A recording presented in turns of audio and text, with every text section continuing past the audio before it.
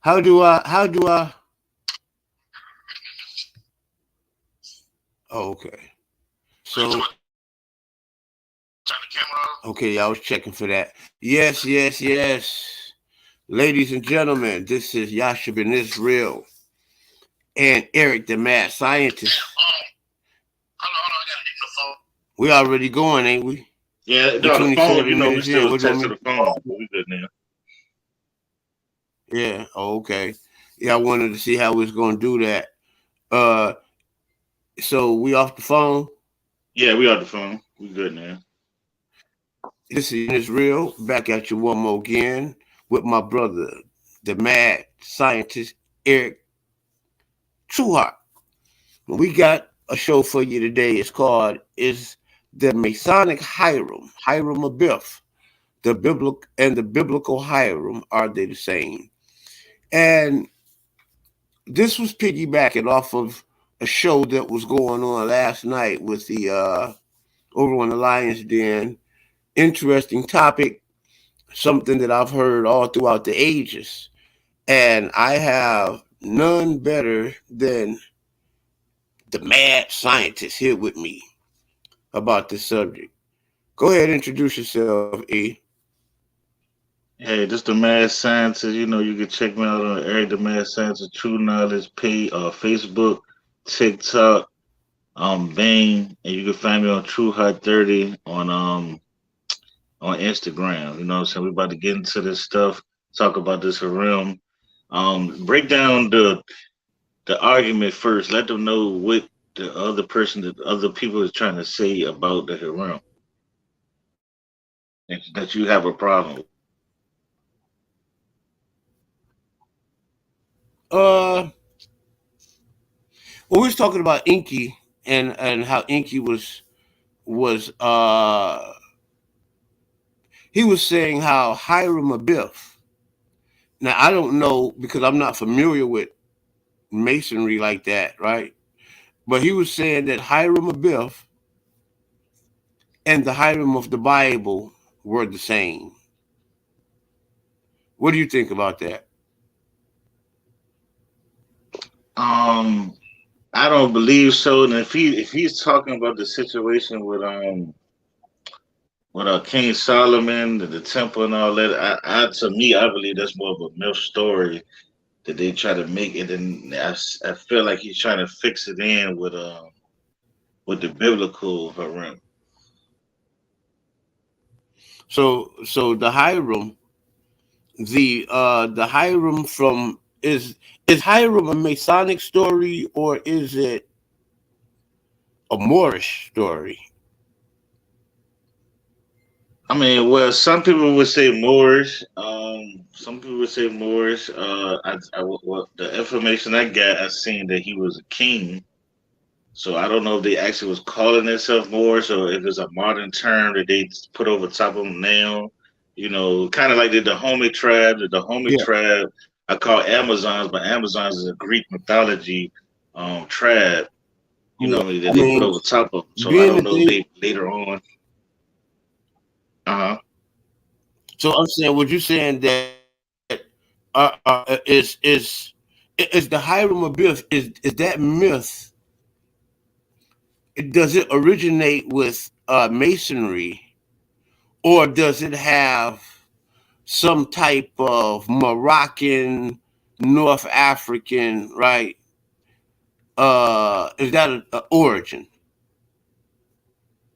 Um, or does it stems like from like Scottish rites, Prince Hall, Freemasonry, things like that? yeah, that's what I'm saying. I really don't know. I don't know. I don't know because I don't really know how old the Moorish Empire really went, and with if they was called Moorish, But the information I got it says Moorish Harum, but it's saying he's the king of Tyre, I think, I and think that term more is pretty much like what you said. It's a word used, right? It's a yeah, moniker, a modern moniker, right? Used, English moniker affixed to a particular regional history, right? yeah. But those people, I'm sure, didn't call themselves more like that, because you had a Moreh, right? Like as an Amorite, then you had Morocco, right? Mauritania, you know, uh, so the name Moor itself, I don't think that like you can actually look in history, right, and see like really like Moorish history, they because it's the Moorish paradigm was like a confederacy of like many different nations. You had the Egyptians that was a part of the Moors, right? You had Punt that was a part of the Moors. You had the Carthaginian Canaanites, the Gargashites. You had the Berbers. Israelites. Ishmaelites, Arabs. Many people had became Confederate. In the Moorish paradigm. So it's like the word more is like a word that we affix to that history of today. That's what we categorize it as today. But I don't know, whether it was called that in antiquity. I'll give you an example, like Christopher Columbus. I can say the same for Christopher Columbus, or even Jesus Christ, because looking for those names in history, you're going to have a hard time finding them, because Christopher Columbus would be Cristobal Colon, and Jesus Christ would be like Yeshua HaMashiach, or Yeshua bin Mariam, Yeshua bin Yusuf, or something of that nature. Yeah, yeah, I agree.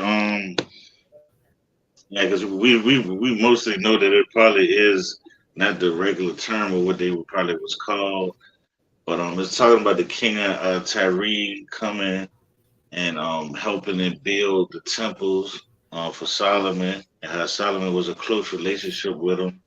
And I'm just trying to figure out when they sent in her room, what part of the story does masonry say? Because if they're talking about the builders, and when one of the builders got killed and he had the secret of King Solomon or something like that, I think that's a mythical story, and I don't think that has nothing to do with the biblical Hiram.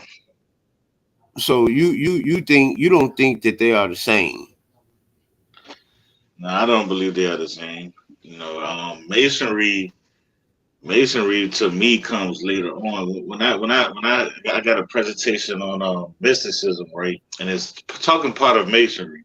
One of the oldest masonries said they got their knowledge from Kemet, right?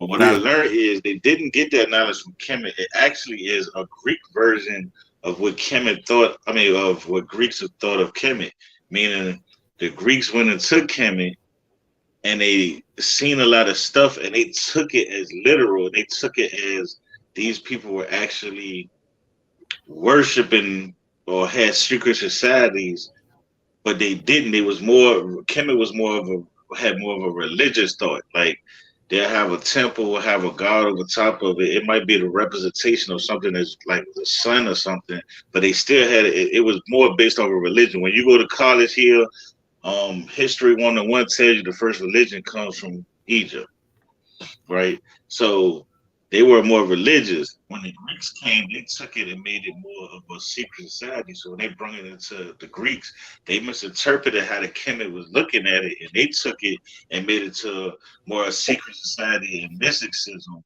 And then later on, it started being influenced on like mystics and Mason type teaching. You see what I'm saying? So is actually all that stuff goes to Greek. It doesn't goes to Kemet, and that's why I hate when people try to say there's something copied from Kemet. It didn't directly come from Kemet. It came from Kemet to the invaders of Kemet, to people who's taking it modern, but they getting it from the people who took it from Kemet and did not teach exactly what Kemet taught. So it did. So therefore, it's not directly from them. It's not what they exactly taught. Yeah, we kind of crossed that last night too. He was a brother Inky, Minister Inky. Dr. Inky, or I don't know how he had really addressed himself. But with all due respect, Inky was saying he was talking about, the origin of masonry, right? And he was saying that masonry basically were just the stone builders, right? And the oldest, most complete form of stone building that he found it in Kemet. So that's pretty much like saying that the Cometians or the ancient Egyptians were your first masons, right? So I asked them that if Kemet were your first masons, meaning as in stone builders, right? I had to ask the question, at what point does stone masonry, right, as in the builders of stone masonry, at what point do they separate from the brotherhood, from the fraternal organization? Because I know people today that are stone masons, that are stone builders, that are cement builders, that had went through their apprenticeship, and that are in the union right here for masonry right here in the Michigan. It's a school right here over here in Detroit on Woodward Avenue, just right on the outskirts of Detroit. It's a carpenters union, right? And that's how you become a carpenter and a mason and things like that. So I'm saying that at what point did masonry, right, split out? Did it separate? What part did the stonemasonry separate from the fraternal orders? And I never did get any answers concerning that. I never did get any good answers. I guess it was so much going on because he had to answer three different people.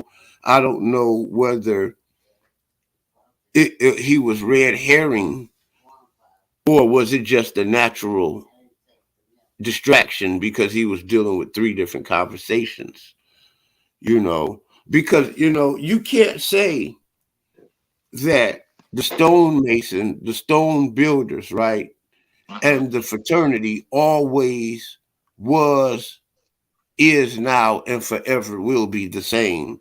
Because there, again, there's many masons that are stone builders that have not taken the craft. What I mean by the craft is that have not taken the oath, that have not joined the fraternal brotherhood. All right. Well, I'm gonna say I'm gonna say based on from what I'm reading, I'm gonna read this and then we gonna discuss on what this is. Right. This is what I got. I'm reading from this. Y'all see it? Yeah, that's Freeman. What's that says?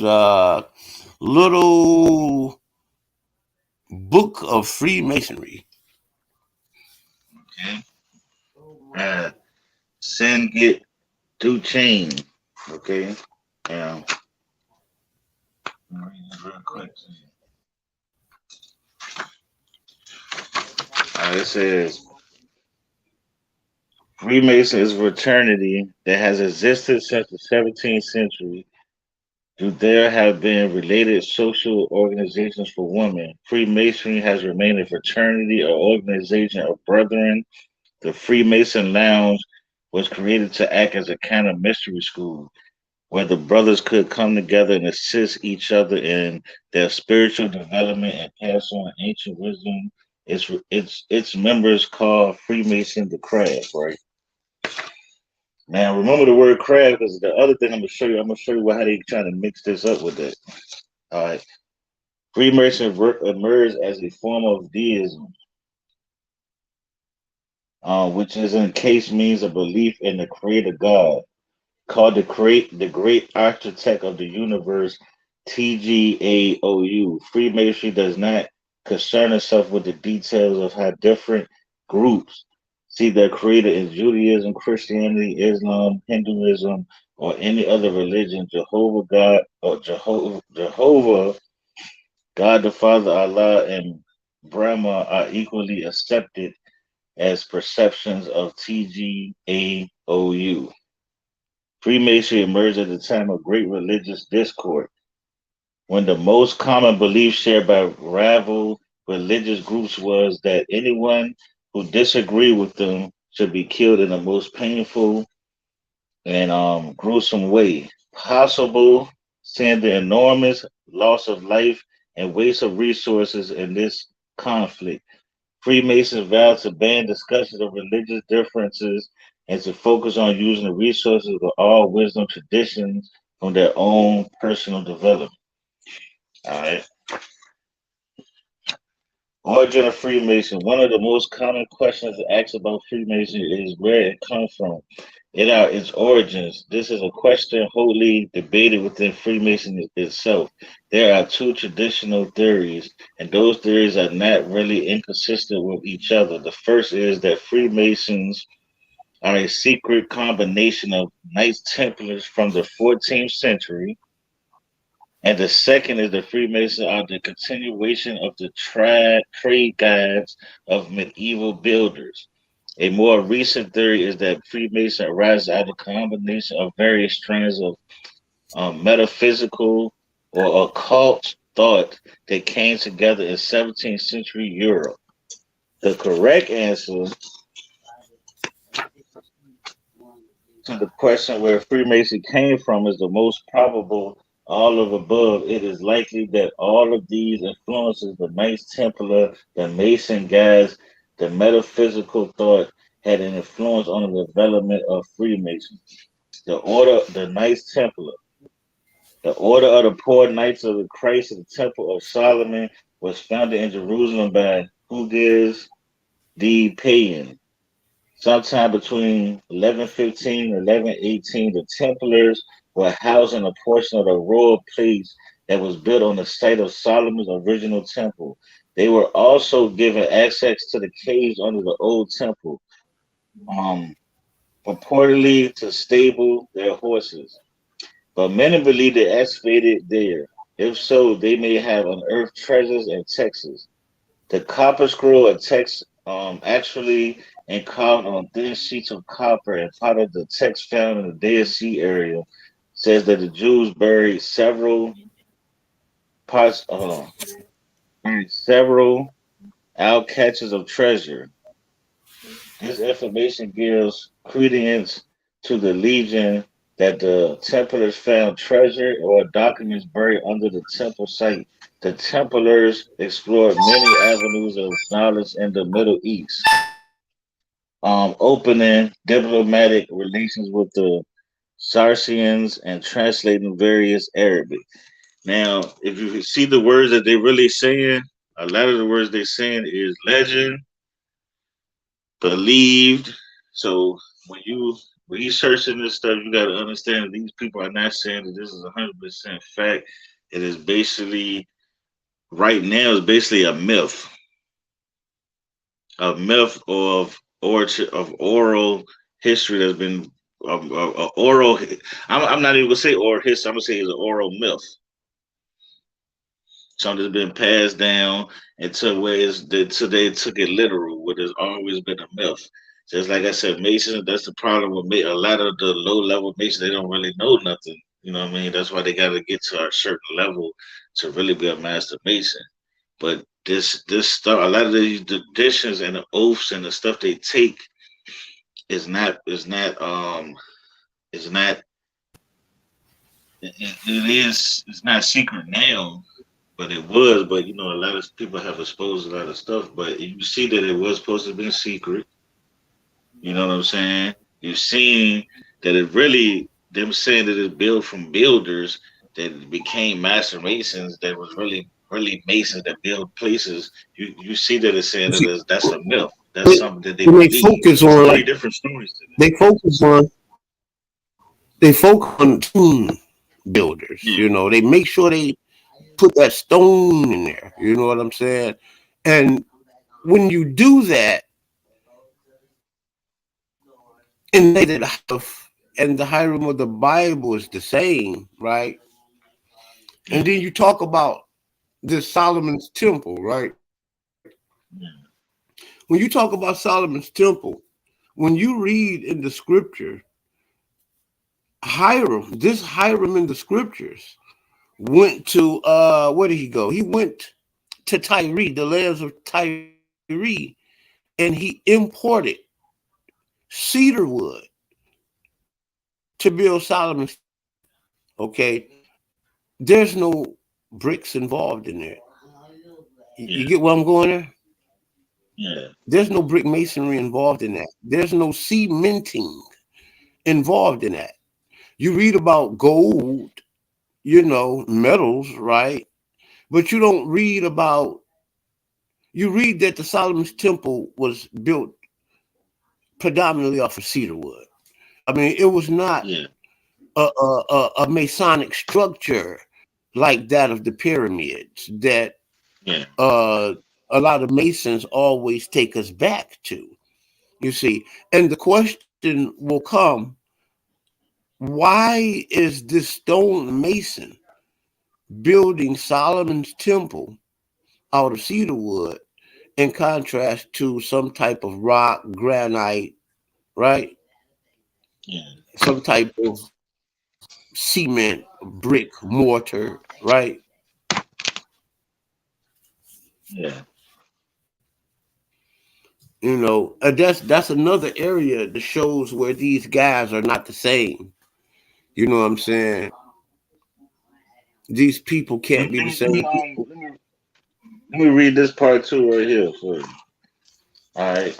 The old charges of the original rules from operative masonry date back to the 13th, 14th centuries, but the first records of speculative organization did not appear until the 16th. First written record of it um, initiation into Freemasonry was the initiation of Elias Asmole, also spelled Ashmole, Ashmole, in 1646. 1646. Since he was initiated into existing lounge or initiates must have happened before that. Osmo was a alchemist, astrologer, Rosicrucian, as well as a Freemason, and is known for the Ashmolean Museum at Oxford, that was named for the collection Ashmole left the university. Ashmole was one of the early members of the Royal Society. Society. His fellow Royal Society members, Sir Robert Moreh, was also a Freemason, and Christopher Wren was initiated, though he does not appear to have participated Isaac Newton in similar interests, but was not a Freemason. All right, and this part right here. The first Grand Lodge of Freemason was established in London in June 24th, 1717.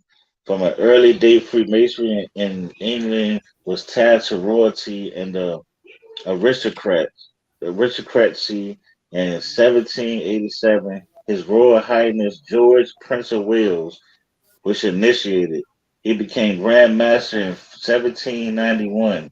He resigned the position when he became king, but others from the uh, aristocracy followed in his footsteps. The Duke of Sussex was a Grand Master in 1814. King Edward and George were both Freemasons. George was made a past Grand Master in 1937. In the 1960s and 1970s, several dukes were initiated, and the Duke of Kent became Grand Master in 1967. The policy of English Freemasonry was the religious and politic arguments were bound from the lines. It was a place of brotherhood and tolerance and varying points of view. Nonetheless, the English Grand Lodge was vocal in its support of England's war against France and general issues of loyalty to England. Freemasonry spread throughout England and the rest of the world, but the 18th century was a difficult time for Freemasonry in much of Europe. In 1738, post Clement Pope Clement issued a bull against Freemasonry. Why he asked, would there be a secrecy if they were not doing something wrong? So, man, look, in the 1700s, even they was looking like, why is you in a group of secrecy if nothing wrong with it, right? I don't know who. All right. So it says again, Pope Clement issued a bull against Freemasonry. Why? He asked, would there be a secrecy if they were not doing something wrong? He condemned and excommunicated all Freemasons and declared them the enemies of the Roman Church, popes through Leo at the end of the time. Did you hear that? Yeah. So the first Wow. acknowledgement, really, the first knowledge was in 1700. So that shit, that stuff that they talking about don't even go like that. Masonry doesn't even go as far as being masonry as we know, going all the way back. It comes from an Yeah. origin, but the origin is not as what it is now is what we call masonry. So do you think do you think it's possible, right? Do you think it's possible that the form that we have today could have somehow got its, I mean, can somehow be traced maybe back to Mesopotamia or Egypt, in any kind of way, or maybe even the Canaanites or Phoenicians, the Moors, the Muslims, you know, all of these people I've heard had their origins, Masonry's origin with these groups. Yeah. Could you expound upon that? Um. Yeah. Mason. Yeah. Yeah. I. Yeah. The origin of the origin of it. Like I said before, I believe it comes from the Greek mythology, right? The Yeah. Greek mythology is based off of Kemet, but it's based off uh misunderstanding of Kemet. Y'all go to my presentation on Erik the Mad Scientist YouTube. It's called The Origin of Mysticism. It's talking about how the Greeks took the knowledge, which bit was more of a religion, took it and made it into a secret society. So the Greeks were one of the people that's considered that had the secret society first.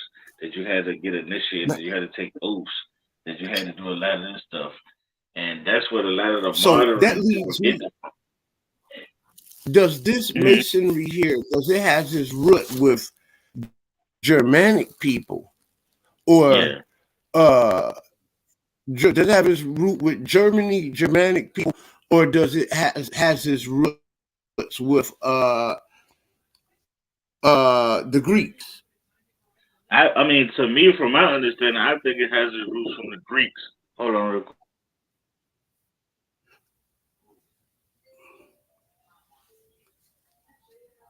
And hold on, talk real quick. I'll be right back.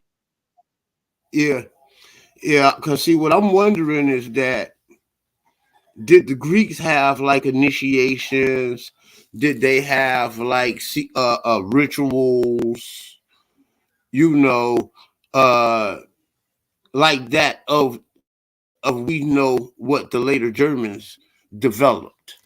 You know, and if you have a Greek origin, can that go further back even to the origin of the Canaanites, which gave the Greeks their letters? We know that the Canaanites did give the Greeks their culture, their letters, and that Egyptians gave the Canaanites their culture and letter, right? So we can see how tracing the cultures I'm back. I'm back. that everything go back to Kemet, but does the actual craft itself, is the craft a straight, uncut Where line of ascension? in my presentation is it doesn't come directly from Kemet. It comes from the Greeks going to took Kemet taking it, misinterpreting how they worship and what they did, right? So then the Greeks came, Yeah. took it to themselves. Then they started doing secret societies. They the one that really started the secret side of mysticism part of it. So what happens is it got passed down when it gets because the Greeks and the Romans are really, I mean, to me is really um the father of most European nations, meaning that all Europeans didn't come from Greeks or the Romans, but I'm saying that they had power in all them places. So when it branched off, it branches off of them, you know what I mean, of their kingdom. Well, we know that the Germanics, we know that they got their philosophy from the Romans and the Greeks, because when the Germanics went to the West, right? Yeah, England, England, France, Spain, etc. We know that when they got pushed to the West, eventually Christianity made its way, and the Romans and Christianity end up making its way to England and Britain, and you know what I'm yeah. saying? That's what I'm saying. Like, see, at that time, that basic stuff wasn't even going on. That's what I'm saying. If we look at it, they say the first land that they know of was in 1700. You see what I'm saying? So when we talking That about happened in that two stuff, ways. It yeah. happened See, in two ways. but what I'm saying is first was mysticism. That's what Satanism is based off of. That's what Masonry is based off of. That's what a lot of these comedics are based off of because they not following the real old kingdom comedics. They're following the Greek mysticism part of Egypt. You see what I'm Now, saying? as far So as it was Kemet go mysticism in first, your and then knowledge, they went into Mason. Huh? would you say the Kemetic knowledge today is just straight pseudoscience, or would you say just straight pseudo, or would you say it has a Masonic origin? I'm gonna say it matters what part of they study because most people are studying the Greek version with it, which is mysticism and mythology.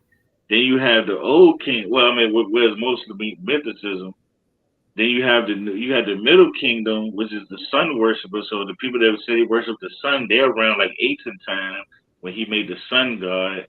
And then you got the Old Kingdom, which was they knew most of the stuff they were saying was mythology, meaning they could take the sun, make it raw, or make it something, but it's just a representation of it, and it wasn't to them as a god. Yeah, It was more like a representation of something that was real. yeah. I wanted. I'm not really into that particular type of knowledge, right? Meaning that, I like knowledge of all sorts, but I mean that that's not something that's like my pet peeve, right? Yeah. That's masonry and stuff like that. Is not something that I have, taken the time to, look a whole lot off into.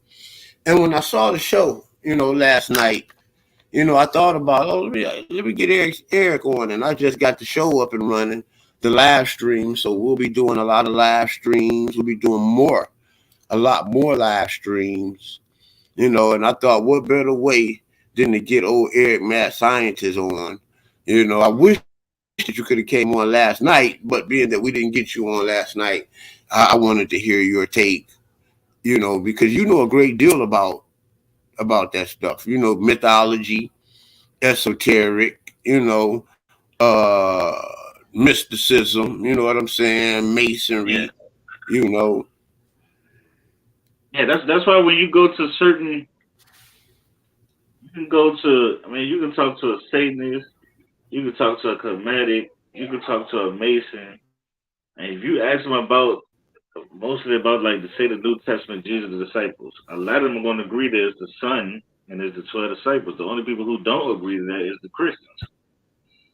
You know what I'm saying? Yeah. But because what it is they are still connected through mysticism.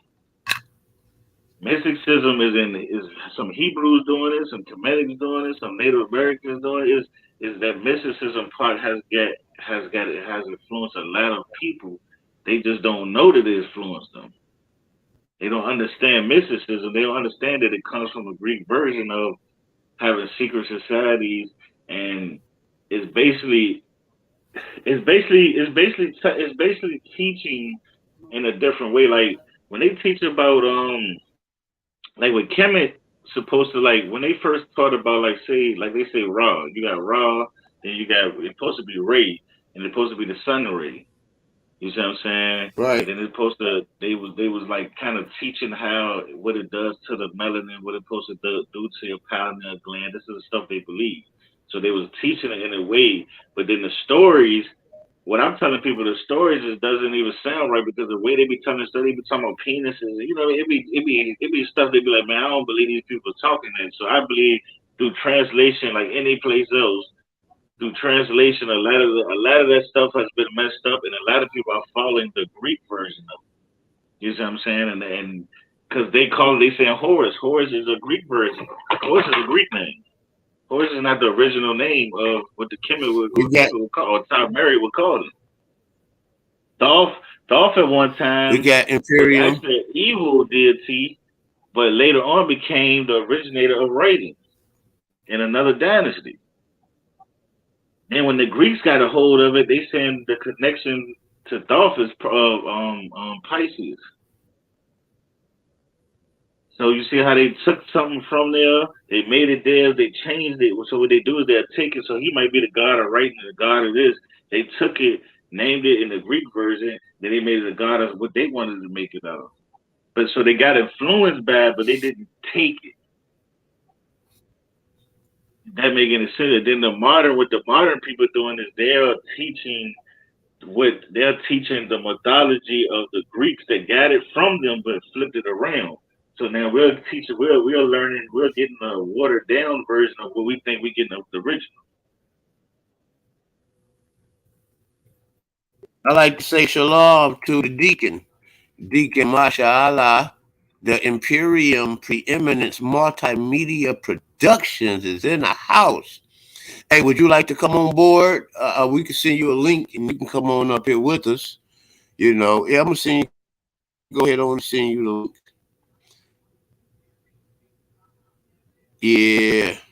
So what was you saying there, E? I just wanted to give shout out to our viewers. You know what I'm saying? Let them Yeah, know shout that out we to y'all, man. appreciate them. You know what I'm saying? We gonna start talking about some real stuff, man. We got a lot to talk about. We gonna start bringing it out. You know, but yeah, like I said, it's through the mysticism.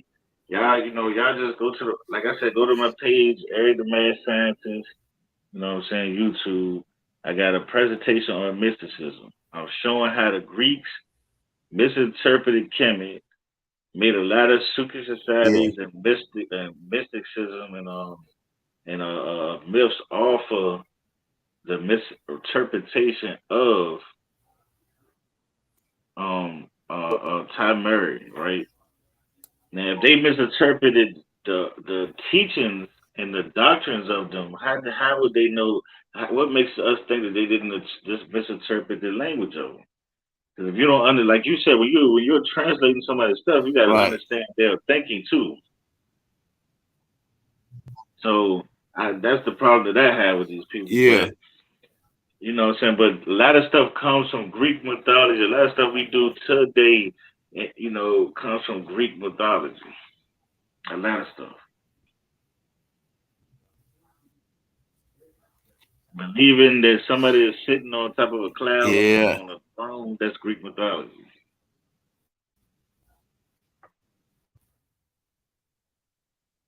Yeah. That's it's And if you see the people that they say that's if you see the people that they say that's mystics, they say Buddha was a mystic.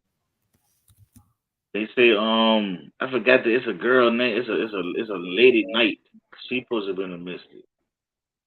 They say if you really think about Jesus, was a mystic because he talked in parables. He talked in secret.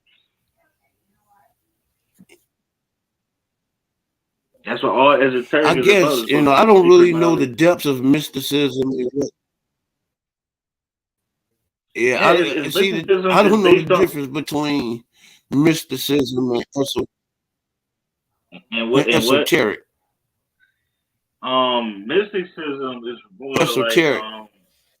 mysticism is more like the physical part, like with Buddha meditating and believing, believing that we're talking about the pineal gland and how it does this and that. That's like mysticism. Talking about um like mysticism is more of like Yeah. it's part of like the craft. It's part of like spell. Like spells can be part of it. Prediction, prophecies, all that stuff kind of falls under. Like Nostradamus would be a mysticism. He ain't just getting the prophecy like from like just something coming to him. He's like looking for it, so he's doing certain things to get it. You feel what I'm saying? Like if somebody has a ball and they rubbing on it, they trying to do a certain. They feel like this is a certain spell Yeah. I got to do to get something. So esoteric is more like you could be esoteric. It's not a people. It's not a people or a group. It's just I know what you know that y'all trying to keep from the people. But a lot of them is it falls Does under so much people. That make any sense? Meaning I could be esoteric, does meaning that I know this mysticism knowledge falls? that uh huh.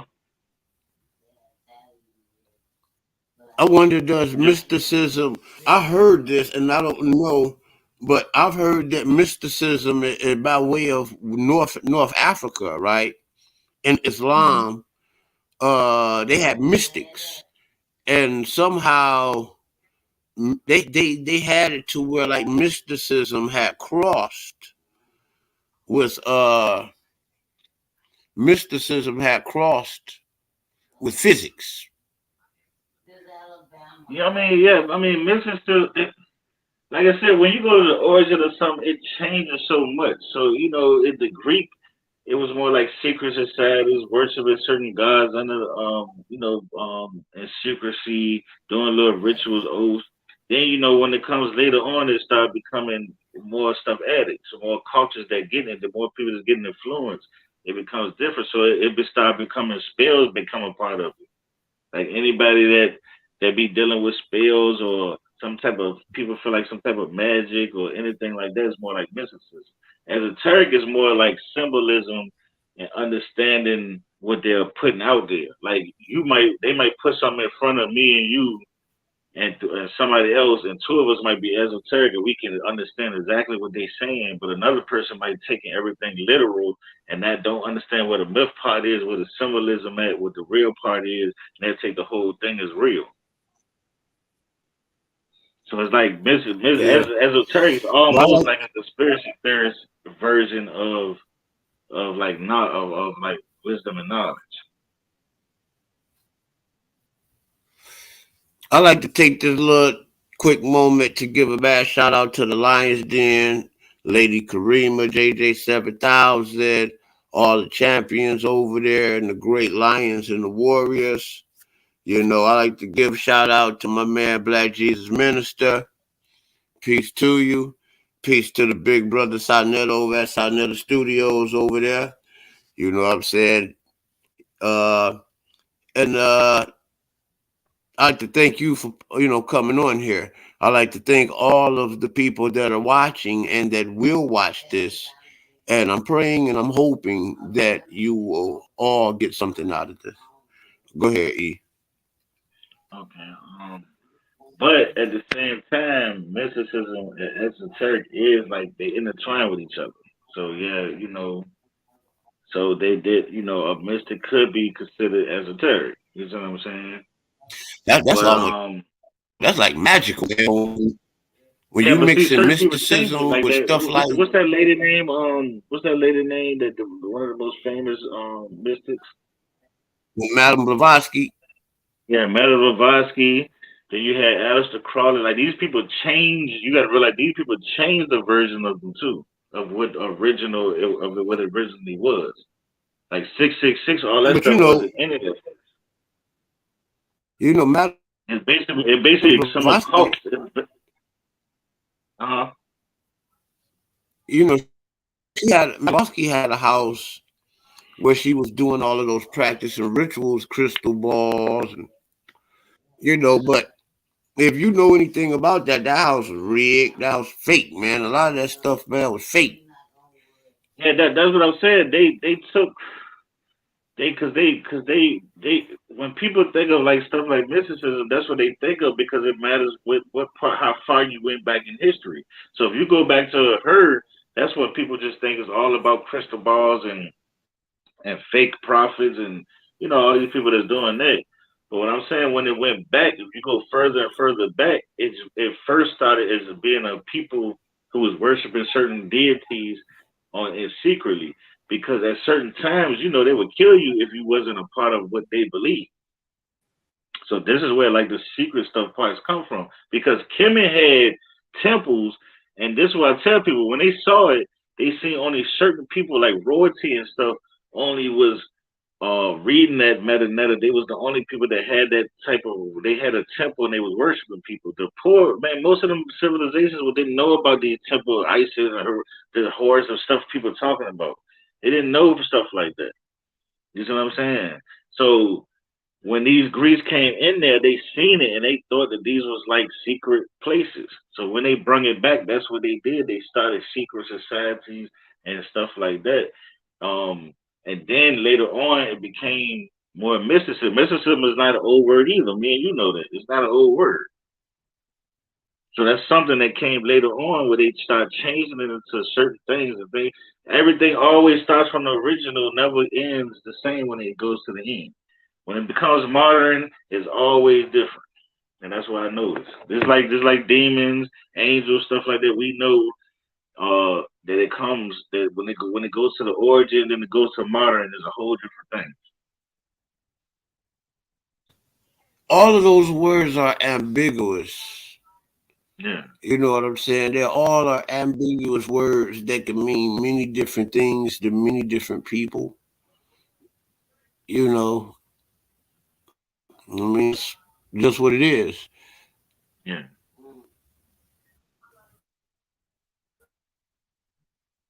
Yeah, man. Well, I'm glad that we got the show up and running. This here is our first live stream that we got going on over here on the Terry Whitfield show. On the live, mostly we have videos where it say shorts. It'll have recent, you know what I'm saying, and it'll have videos, home, and live. I have no videos in the live stream. This here is our very, very first video on live stream. I'm just learning, I'm old coon over here or old cat, So I'm learning this stuff slowly but surely. But Hey, once I get show this computer, show the pictures, the two pictures, real quick too. okay. So what we do is go here, right? Mhm. No, we don't go there. Put the Let me pictures in the see. I'm tab new first to before this. you I'm in the tab. Okay, yeah, they're in the tab first. Now what? Go back. then put it on the Go screen. back Yeah, and share screen. yeah. You gotta share it. Just go to that bottom piece. It should be in the middle. Well, it's already on. It must be already on screen share because it says stop. It's a thing on here that says stop screen. Now stop screen is gonna stop sharing.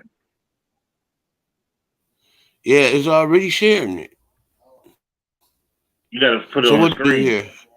Can you see You it? gotta put on. It's No, on the you gotta put screen on the now. screen. Can you see it? No, I don't see nothing yet. What about now? Uh-uh.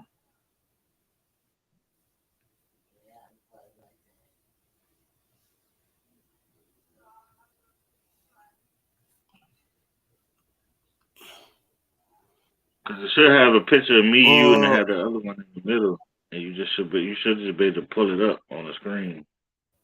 oh, okay. Okay. I see. I remember now. There you go. Thank you, E. Thank you, E. What would I be without you, Doc?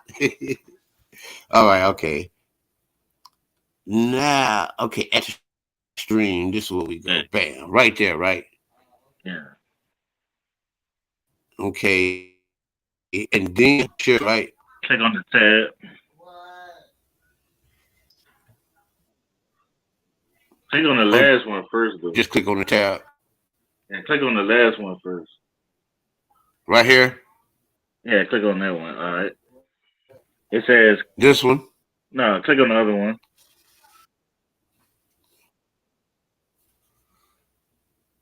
Oh yeah. All right. King Hiram of Tyre had always been friends with Solomon, father David. When Hiram learned that Solomon was king, he sent some of his officials to meet with Solomon. Solomon sent a message back to Hiram. Remember how my father David wanted to build a temple where the Lord his God could be worshipped. But enemies kept attacking my father's kingdom, and he never had a chance. Now, thanks to the Lord God, there is peace in my kingdom and no trouble or threat of war anywhere. The Lord God promised my father that when his son became king, he would build a temple for worshiping the Lord. So I've decided to do that. Okay. And that scripture is that's a scripture, am I correct? Now this part not the scripture. Oh, that's not a scripture. Uh-uh. You for the slide The second one is the scripture part. right All here. right. Yeah. Amor, it says Amoris Harim. The word craft is an old English um, Creole, originally meaning power, physical strength, might to build skillfully, strength, virtue. It has been expanded to include dec- um, dexterity, Dexterity. art, science, talent, and notion of mental power. Hiram can be located on the biblical narrative grid at Second Chronicles 2, verse 13-14. And now have sent a skillful man endowed with understanding, Hiram, a master craftsman, the son of a woman of daughter of Dan. And his father was a man of Tyre, skilled to work in gold and silver, bronze and iron, stone and wood, purple and blue, fine linen and crimson, and to make the engraving and accomplish any plan which may have been to him. With your skillful men and with the skillful men of my lord David your father. Hiram can also be located at First Kings 5. Solomon asked Hiram to help build the temple. And that's the biblical Hiram. Now this I'm looking up this guy. It's a Hiram Abiff Boaz. That's another guy. Mhm. He's a more recent guy, I believe. Uh,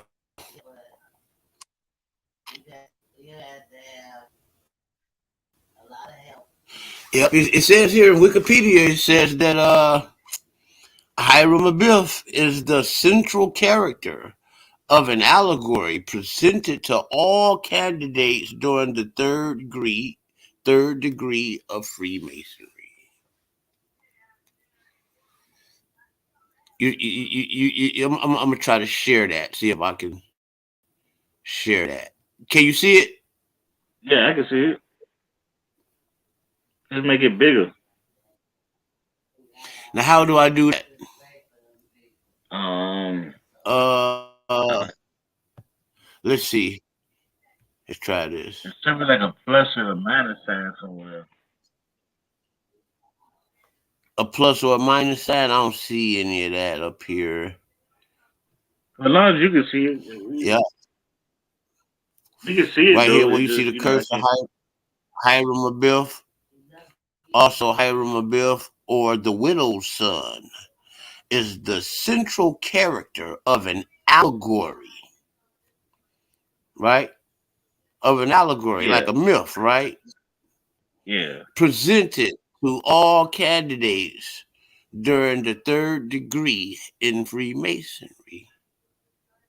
Mhm. Oh, say So that part again. it says that Hiram Abiff, right? Uh-huh. Also, Hiram Abiff, or the widow's son, is the central character of an allegory presented to all candidates during the third degree in Freemasonry. So this Yeah. character is presented to third degree Freemasonry. Once they make it to their third degree, is that Yeah. Hiram is presented as the chief architect of King Solomon's temple. He is murdered. Excuse me. He is murdered inside this temple by three ruffians after they failed to obtain from him the master mason's secret. Okay. So Now. they didn't give him the secret, so Okay. the So they ruffians. saying. So what they're saying is they're basing this Harim that they're speaking of. They're basing it off. It seems like they're trying to say they're basing it off the biblical Harim because the biblical Harim was the king and was a friend of Yeah, Solomon that's where and they supposed got to that build the. allegory at. He allegorical. Yeah. Now, because what I ask is now, does the biblical Harim die the same way they say he died in the Masonic? Now, good question. Good question. We can look that up. Yeah, how did Harim die in the Bible?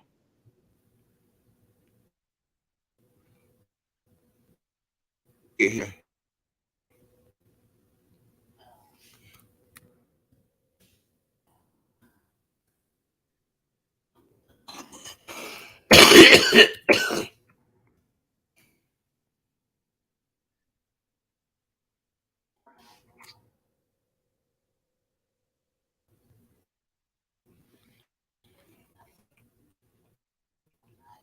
Take you back to the Hiram Abiff story.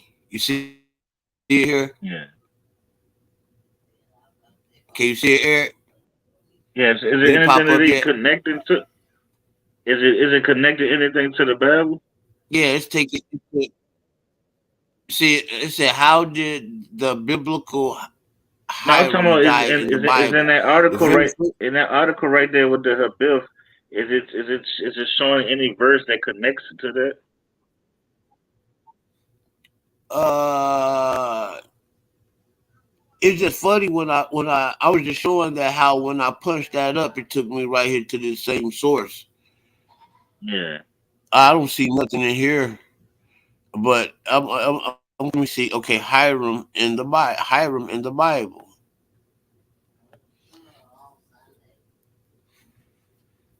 In the Hebrew Bible of Old Testament, there are three separate instances of people named Hiram. That's new.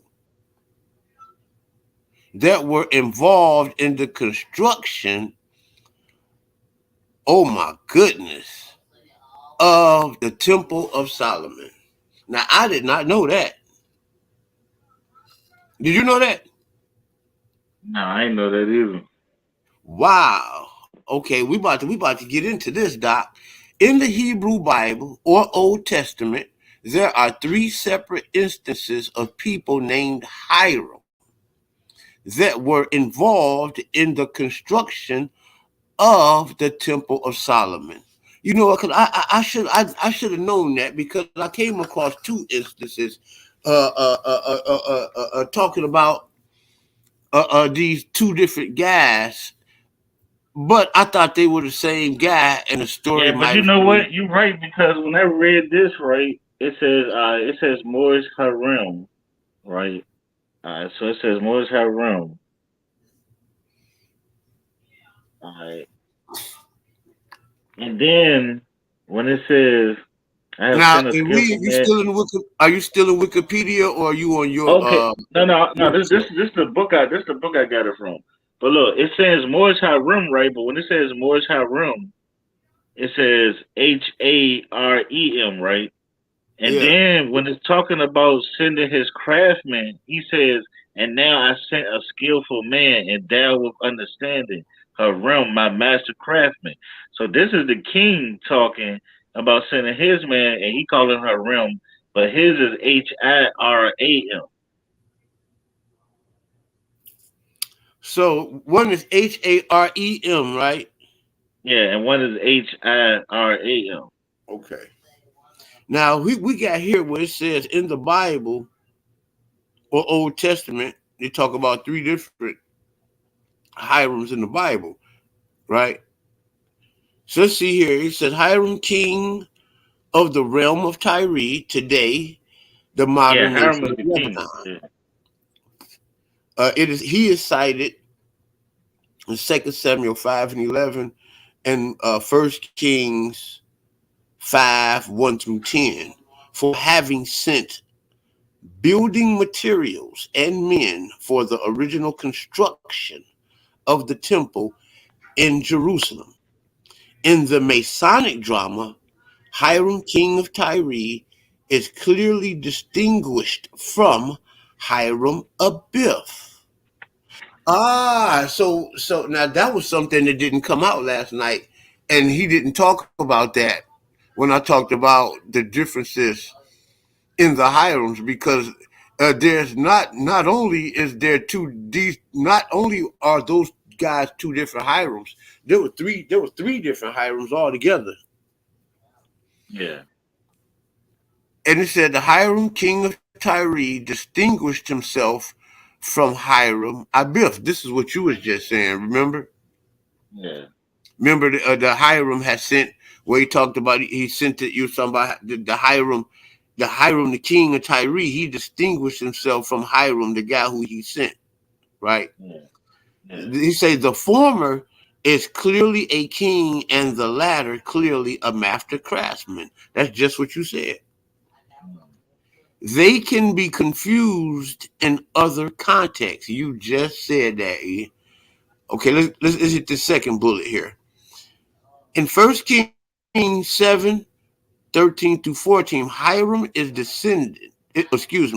described as the son of a widow from the tribe of Naphtali. Now, this is the guy I remember. Okay. So Hiram is described as the son of a widow from the tribe of Naphtali, right? Meaning that his mother was an Israelite, right? Mm. Who was the son of a Tyrian bronze worker sent for by Solomon to cast the bronze furnishings and the ornate decorations of the new temple. For this reference, Freemasons also referred to Hiram with the added Abiff as the widow's son. Hiram cast three bronzes in clay ground in the plain of Jordan between Sukkot and Zeradatha. 1 Kings 7 46 to 47, excuse me. Then we have here in Second Chronicles here. I like that. That second bullet was powerful. Uh Second Chronicles, second chapter 13 to 14, relates a formal request for King Solomon of Jerusalem to King Hiram, one of Tyre, for workers and for materials to build a new temple. King Harum in Chronicles responds, and now I have sent a skillful man endowed with understanding, Hiram Abi, the second book of Chronicles, chapter 2, Hebrew Old Testament. All right. The son of a woman of the daughter of Dan, and his father was the man of Tyre. Okay, so I've always told people, but see, this is the part that confused me here. So, and this makes it a third different Hiram. I always told people that Hiram was a half breed, and this talked about this was key, that Hiram, which was king, right? and these Hirams were half bred. One of them were Canaanite, Tyrian, and stuff like that, and the other was the mother was the father was Tyrian, or the father was Canaanite, right, or Phoenician or something like that, and the mother's was Israelite. But I noticed that one was from Naphtali and one was from Dan. I thought that that may have been one of those instances where the Bible may have had a contradiction or something, and that also teaches us not to be so quick to write the Bible off as contradiction, because if it these are just clearly three different people altogether. And we see that they two of them were half breed. One of them was a king, right? Two of them were half breeds. One came from the tribe, mother came from the tribe of Naphtali, and the other one came from the tribe of Dan. Okay, right here where it said the son of a woman of the daughters of Dan, and his father was man of Tyre, skilled to work in gold and silver, bronze and iron, stone and wood, purple and blue. See, that's that Phoenician stuff, right? That's the Phoenician stuff, that blue dye, that purple dye, you Yeah. know, fine linen and crimson. And to make any engravement and to accomplish any playing which may be given to him with your skillful men and with the skillful men of the Lord, of my Lord David, your father. The phrase italicized above is translated in the King James Version as Harum. As Harum, my master craftsman. Most translations of this passage take the Ab as Abi, as the construct state of Abba, here translated as master. Older translations preferred to translate Ab as father, right? The common translation of the E suffix is my, giving the problematic reading that Hiram was sending his own father, also called Hiram. This is found in the Vulgate, the Dewey Realms Bible, and the Wycliffe Bible. References: Vulgate, right? The other reading is the Old Hebrew genitive, and some variant of my father is found in the Septuagint, the Bishop's Bible, and the Geneva Bible. In his 1723 Constitution, James Anderson announced that many problems with this text would be solved by reading Abi as the second part of a proper name, which he rendered as Hiram Abif. Is that Abil or Abif? Hiram Abif. Agreeing with the translation of Martin Luther and Miles Coverdale's reading of Second Chronicles 4 and 16. Other accounts of a biblical Hiram. Wow, there's other. Flavius, you got Flavius Josephus, right? In his Antiquity of the Jews, chapter 8 and 76, referred to Hiram as an artificer or craftsman. Now Solomon sent for an artificer out of Tyre, whose name was Hiram. He was by birth of the tribe of Naphtali on his mother's side, for she was of that tribe, but his father was of the stock of the Israelites. Wow. So it says, this guy here, The one that was of the tribe of Naphtali, his father was an Israelite. He said his father was a member of the stock of the Israelites.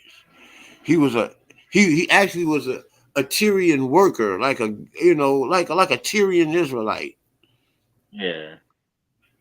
The Targum Shani and Aramaic. So I was wrong on that. So the one that was from Naphtali, both of those Hirims could have been. If I mean, if we go, if the other one was based off of this, if we use this same logic, then quite naturally, the two Hirims with the Tyrian fathers could possibly be full-blooded Israelites, right? Yeah. Yeah. 'Cause I think even in the book I was just reading, I think they said it posted it came from Dan or something. Yeah. So the Targum Shani Aramaic commentary of the Book of Esther, written sometime between the fall of Rome and the Crusades, credit Hiram with the construction of a miraculous throne for Solomon. A throne is a cedar, okay, for a king. All right. For Solomon, which in Esther's time is being used by the descendants of Cyrus the Great.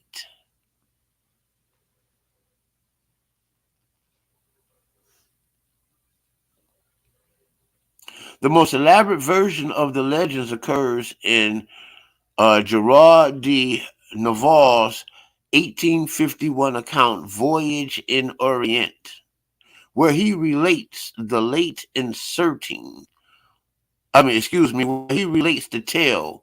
I read that backwards. Where he relates the tale, inserting all the Masonic passwords as part of the story of Balkis, the Queen of the Morning, and Solomon. Wow. Did you know that, E? What? What part? Prince of the guy. This part right here says, it says the most elaborate version of the legend occurs of King Solomon, right? Uh uh uh uh in this guy Gerald D. Navarre, his book Voyage in Orient, where he relates the tale inserting all the Masonic passwords as part of the story of Balkis. Balkis is the queen of Sheba, right? And the queen of the morning, uh, the Balkis, the queen of the morning, and Solomon. Yeah, he said he got some Masonic passwords in that book. I would like to check that book out. This is an elaboration of the second version above, where the master craftsman is named Adoniram. Before his death, he undergoes mystical adventures as tales is interwoven with that of Solomon of Balkis, the queen of Sheba. The ruffians who killed him are under the instruction of Solomon himself. De Navarre relates the story as having been told in an Eastern coffee house over 2 weeks period. A similar account is given to Charles William Heckenthorn's The Secret Societies of all ages and countries, where Solomon plots to destroy Hiram because of the mutual love between Hiram and the Queen of Sheba. Meanwhile, in 1862, the whole adventure of Adoniram's love for Balkis and his murder by three workmen in the pay of Solomon have been sent to music in Charles Gounod's opera Le Reine de Saba. See what else we got good down here.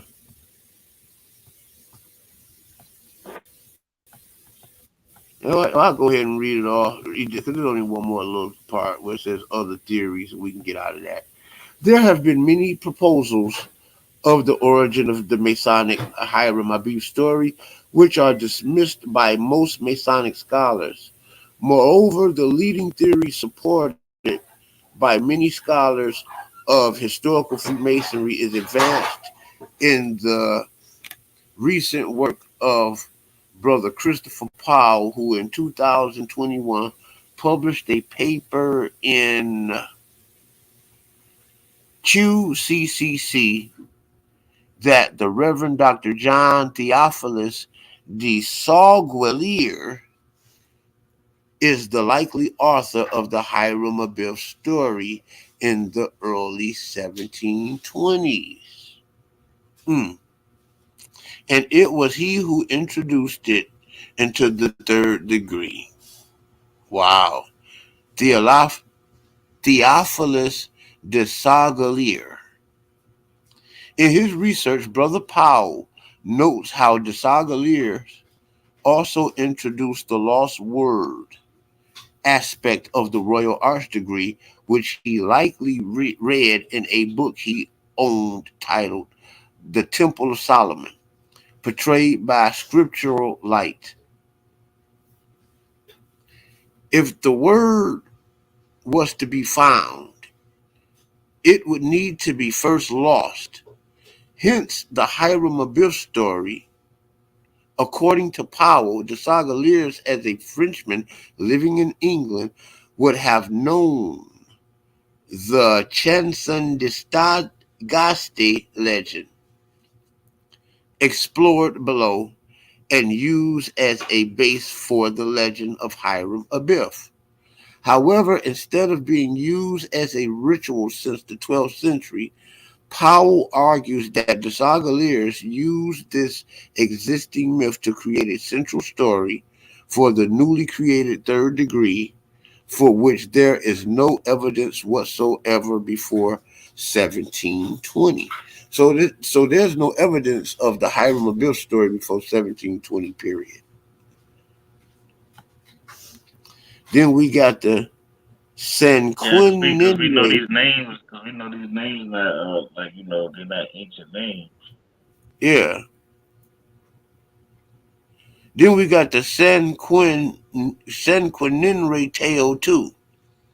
According to authors Robert Lomas and Christopher Knight, the prototype for Hiram Abiff was the Egyptian king Sequinenre Teo II. They claim that in almost identical manner. The idea is dismissed by most Masonic scholars. Then you have Dul Nun al Misri. In the book The Sophies, the Afghan scholar Idris Shah suggested that Dul Nun al Musri might have been the origin of the character Hiram Abiff in the Masonic Master Mason ritual. Wow. The link he believes was through the Sufi sect Al Bana, the builders, who built the Jami al Aqsa and the Dome of the Rock in Jerusalem. This fraternity could have influenced some early Masonic gu- uh, guides, which borrowed heavily from Oriental architecture in the creation of Gothic style. Renun de Montauban, Renard de Montauban, the French historian Paul Newton has highlighted the similarity between the death of Hiram and the murder of Renard de Montauban in the late 12th century. Charleston de Gaulle, the four sons of Ammon. Renard, like his prototype Saint Reynolds, was killed by a hammer blow to the head while working as a mason at Cologne Cathedral, and his body hidden by murderers before being miraculously discovered. So this Hiram Abiff could have came from he had his roots in a whole bunch of other different stories. You see that, Eric? Yeah, which we know that means most of the time, most of it is myths and theories. Yeah. Let me read this for you because we were talking about esoteric, right? So I gotta tell people the esoteric is You probably read like from, the do you need me to share screen? no, I'm reading from the Masonic book that I showed you.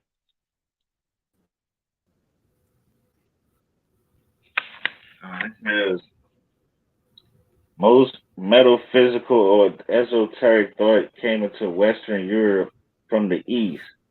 The iconic thing about its spread in Europe is that this thought, which formed a basis for religious tolerance, was spread through religious intolerance and persecution.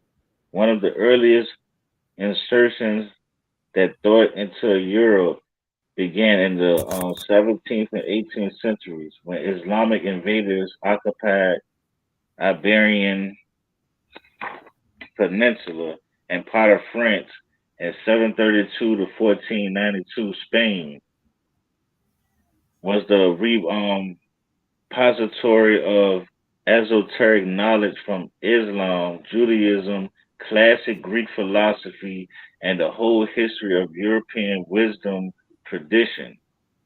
There was travel between Spain and other parts of Europe, and this information spread.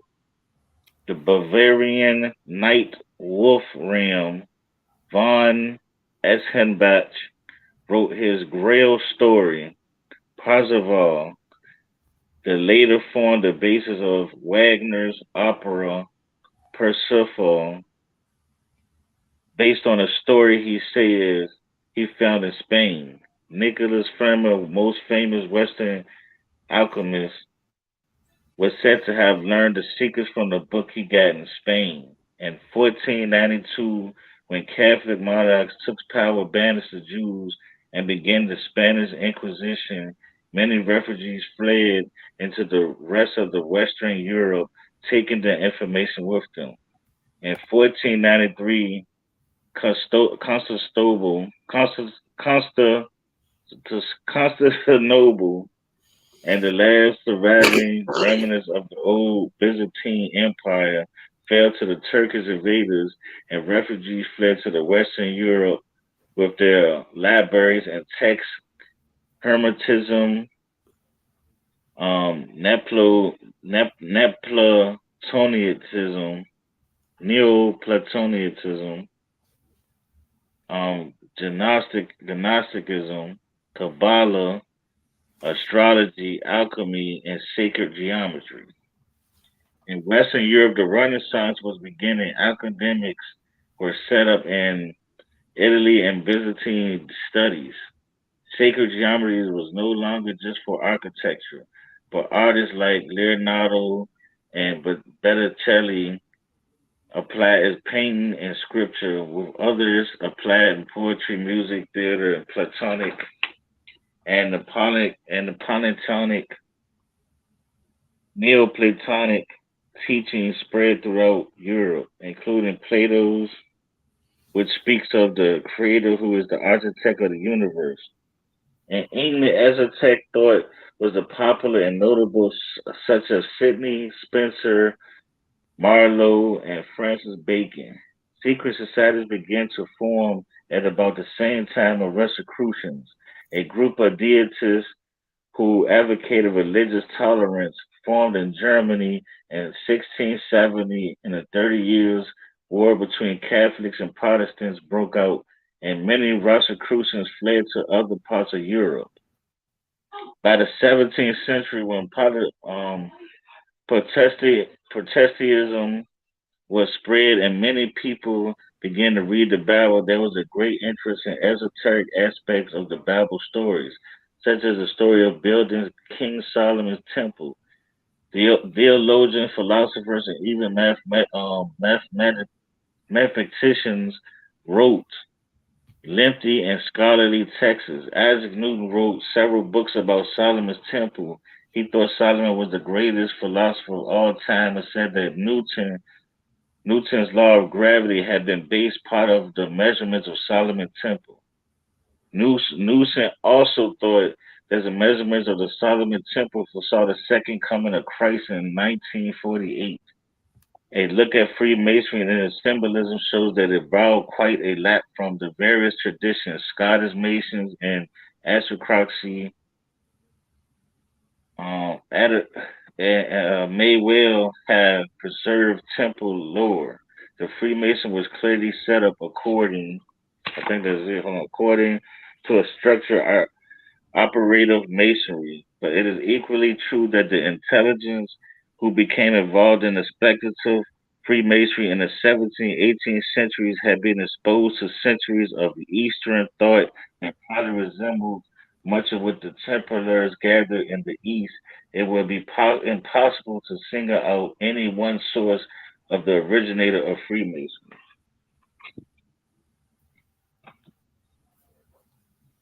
Because a lot of their stuff is myths. Most of them don't even know the origin of their own. Yeah, as we could see last night, because we didn't get off into none of this stuff, and it wasn't my place to know it, because I'm not a Mason and neither was I a Muslim, you know what I'm saying? But Yeah. I mean, I should have known that as an Israelite, I guess. But I mean, we live and we grow. I know it today, I'm familiar with it today. And I'm glad that we had this discourse because I've learned a lot, man. I mean, I've learned a lot just in these last hour and a half, man. I mean, wow. I mean, there's a lot of information, especially about this origin of Hiram. This, I mean, and because that's what we kept getting stuck on last night. And I think you was reading in from one of your sources where uh that was a big thing in masonry, that even inside of masonry, that there's arguments about the origin of Hiram. Hey, I like to give shout out to our Aurora Logos in the chat. He's down there getting it in. If you like to come up, brother, you can come on up. If you got something you like to say and share, you know what I'm saying, with the audience. You had to set a link. You had to set a link in the comment. Yeah, I sent the link in the chat.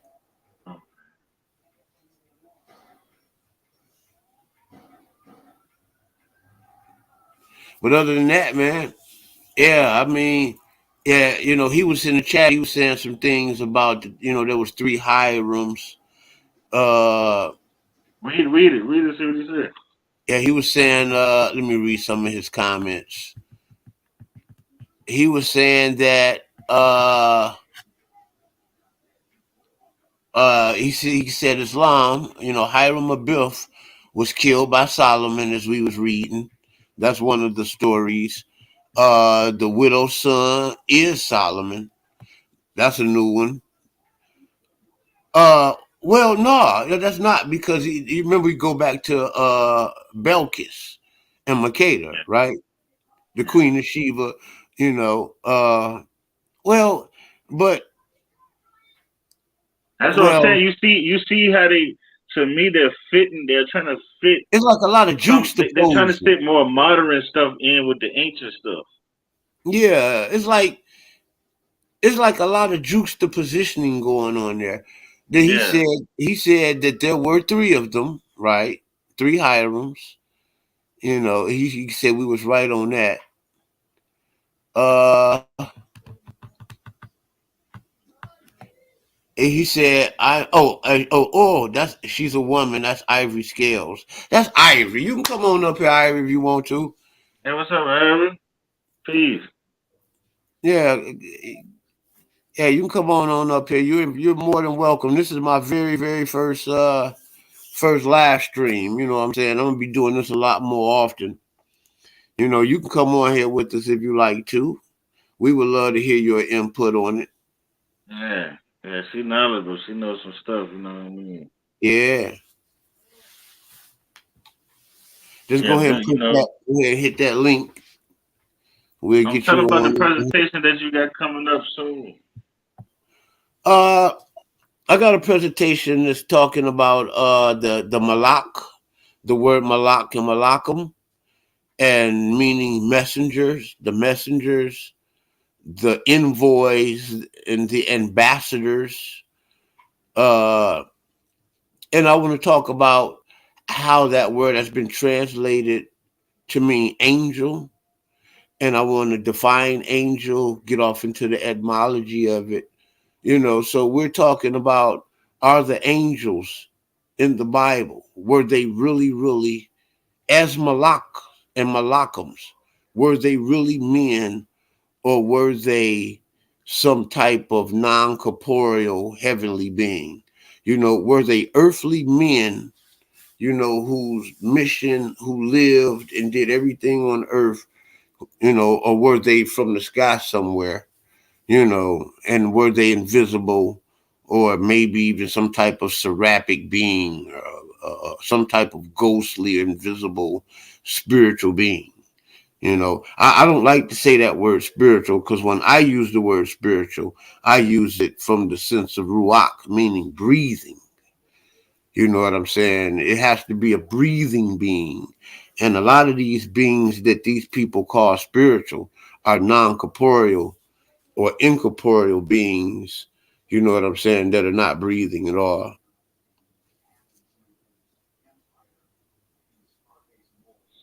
Yeah, you know what I'm saying? I agree. I got a presentation that's on my YouTube again that is talking about demons though, and it's talking about how demons were actually considered idols at first. They were nothing Yeah. but idols. If you go to the verse, it shows you that he's talking about why you worshiping things that can't talk and see and stuff. He's talking about worshiping these idols. But then once it got into around the Greek era, the Greeks, like I said, take stuff and they made it into a myth. But myths you can make a story and it doesn't have to be true, and therefore you can put supernatural events, you could put things in it. And so when they created it, what I'm saying, they created demons as a type of being, which I'm not saying that it ain't. It might be a type of being that's not physical, but I'm saying that's what they put the demon over top of. They put a demon over top of a non-physical being instead of an idol now. So now when the modern people got to it, they took it literal to say that that's what they put the demon over top of a being that's not from this world. That's supposed to come from a certain place called hell. You see what I'm saying? So it comes from mostly the Greeks making it mythology, and then people taking it and making it literal. But from the Yeah. beginning of time, it was It always ain't nothing more idols. than pagan interpolations, you know what I'm saying? Yeah, Where they take pagan words, from when they translate it from the Hebrew into these different pagan languages like English, Greek, Latin, and etc. You know what I'm saying? When they translate into these languages, those languages is riddled with deities that are in their own languages that have nothing to do with the Bible, right? So what they do is that those people are not familiar with names like Yahweh and Malachim and stuff like that. So what they would do was interpolate, you know, these pagan terms and add them into, like say for instance, the angel, the winged European Phrygian robe guy, flying around Cupid style, that has been interloped into the Hebrew scripture when it really just meant messenger. A malak was simply just a messenger, one who came with the message. You know, and they did this the same with words like devil. You know what I'm saying? A devil is just a diabolical human being. A diabolical man, a diabolical woman. But these people would have you to think that a devil was some invisible, non-corporeal, incorporeal, seraphic, ghoulish type entity. Those things are all paganisms that were interloped into the scriptures. Originally, a shaitan just simply meant the adversary of the children of Israel. Anybody that's an adversary of the children of Israel and their God, their deity, their law, statutes, commandments, those were the shaitanim, the shaitan. And they were not these red devils with pitchforks and stuff like that that were later added and interloped into the scriptures. So you got angels, demons, devils, just a whole bunch of words like that that we have that has made its way into the English Bible, which are none more than pagan interpolations. You know what I'm saying? They're adding their paganism on top of Hebrew scriptures. So what they doing, they're adding like words, even words like God. God go back to God, Goda, or Golden, or Got, or Gatham, you know, Odin and Thor. You see, and what they did was added those names in place of like Yahweh and Elohim. You see, and what it does is it changes the concept, because now heaven, has more like a Valhalla type effect to it, as opposed to just meaning the sky, the moon, the stars, and all of the expanse and everything that's out there. You know what I'm saying? So the Bible becomes more believable and a more down to earth, a more uh, credible text when people knows how to remove the pagan interpolations from it. This is the reason why I studied the Hebrew language and the Hebrew text, because those pagan interpolations don't really exist. You have to really add them yourself. But that being that, man, it's starting to get live around here. People starting to wake up and come out. And I just only wanted this to be for an hour or so, just to get a quick show in. I usually do, my shows when, the house is more, I have the house more to myself. You know what I'm saying? So I have people getting off work and, a company about to come over, grandchildren, nieces and nephews, and all of that. So I'm going to get ready to have to shut this show down. Would you like to close on out? Because we'll never, boy, we'll be having we won't be having a teaching anymore. We'll be having a big party if I don't get ready to close it out. Because I went over an hour longer than what I intended. So Yeah. that's my closing out. You can go ahead and close us on out, man. And the video is up on my page. You have the right to like, share, subscribe, and even if you could, you can put it on, upload it on your page to get some views as well. Some views that you can get accredited for. Okay. Yeah, I shared it some groups and stuff now. To share some more once we get out. But yeah, I hope y'all enjoy this show, man. We're gonna start getting more and more into it. We're trying to, like I said, we're looking for a research team that's it ain't gotta just be Oh, that's gonna be biblical. nice. No, I want somebody to really research that likes to research, that really knows about the Quran and researches it. I might find somebody like that. Find some more people that know some language. I want another person that knows language. Another person that loves history, so we can get all that stuff together, man. And we Yeah, looking some more biblical people too, if that yeah. so we can Now we get building the stage. We looking for more researchers, like you said. All of that. We also looking for moderators. We just building a whole new team over here. We want to take this thing, to a new level, higher heights, deeper depths. And get this thing off the ground. So we're trying to get this team together, and all of you all make yourself at home over here on the Yasha Ben Israel YouTube page. Yeah, just peace out, y'all. Just enjoy the video, rewatch it, share it. We're gonna bring some more fire to you, man. Peace out. Peace.